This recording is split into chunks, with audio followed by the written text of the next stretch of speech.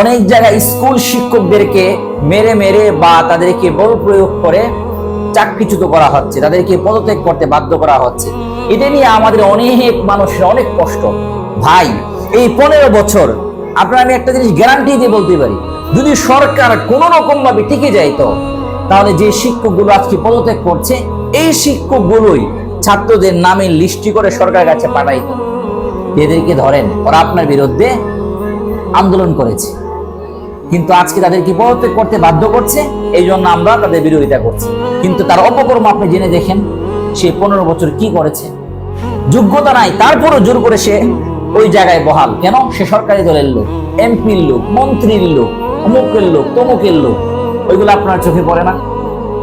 সে school শিক্ষক হয়, মাদ্রাসার শিক্ষক হোক, পাগড়িওয়ালা হোক, মুজরিওয়ালা হোক, অপরাধ করলে অপরাধ বিচার হতে হবে, এমন ভাবে বিচার করতে হবে